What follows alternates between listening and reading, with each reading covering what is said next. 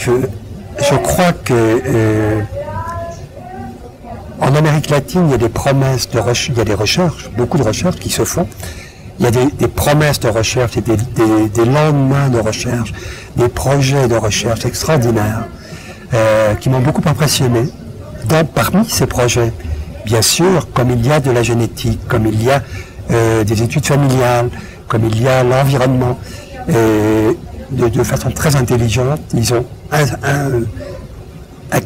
inséré, incorporé, ils ont prévu l'épigénétique. Il y a des projets donc d'épigénétique.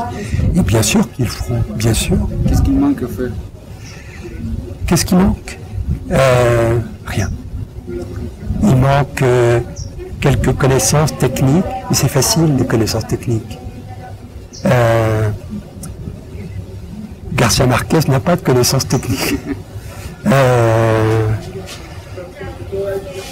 C'est pas difficile, il faut un peu de temps pour acquérir ces connaissances. Et après, ces connaissances seront appliquées à des questions d'immunologie ou d'études des familles. Mais il faut 6 mois pour acquérir toutes ces techniques d'abord. Et le prix, c'est un type d'investigation qui peut coûter très cher.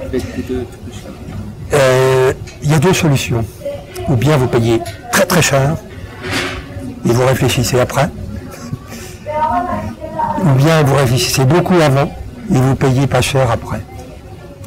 Donc ça peut coûter très cher, ça dépend de votre protocole, de la manière dont vous travaillez. Et je préfère la deuxième.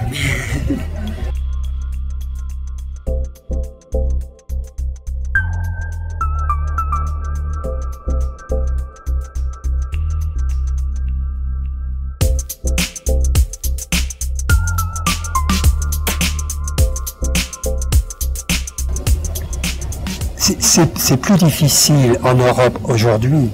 Il y a une tradition de recherche. Et c'est plus difficile en Europe aujourd'hui d'obtenir un financement. La compétition est plus sauvage, plus dure. Mais tant pis, bon, on ne peut pas nier l'évidence. Il y a la crise, oui, mais la recherche est une manière de résoudre les problèmes posés par la crise. Il y a moins de malades, ça coûte moins cher de soigner les malades. Qu'est-ce que vous voyez dans votre expérience? Qu'est-ce que vous voyez dans le futur, dans l'investigation, de la recherche des maladies auto-immunes? Je crois qu'il faut, pour être motivé d'abord, il faut comprendre que parmi les maladies les plus fréquentes, la 3e cause en France, en Europe, de morbidité, de maladie, ce sont les maladies auto-immunes. Il y a le cancer, les maladies cardiovasculaires, et ensuite ce sont les maladies auto-immunes. Donc c'est important la recherche sur les maladies auto-immunes.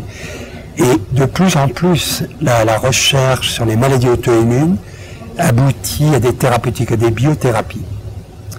Les biothérapies permettent de soigner les malades, c'est cher au début, mais à long terme, ça coûte beaucoup moins cher, ça donne des économies financières. Ça permet pour les firmes industrielles de déposer des brevets et de vendre des produits, de fabriquer des produits, de les vendre dans le monde entier. Et pour un gouvernement, c'est très important de ne pas dépendre d'une firme pharmaceutique ou industrielle étrangère. Il ne faut pas que ce soit pour la France, pour tous les pays du monde, c'est vrai. Pour la Colombie, pour tous les pays du monde, il ne faut pas que le prix soit fixé par l'étranger. Donc c'est important de fabriquer, de faire de la recherche, et c'est important pour nous tous, pour les malades et pour nous tous, Français, Colombiens, c'est important, et de fabriquer des médicaments à la fin, je crois. Monsieur Younou, merci. Non, c'est rien.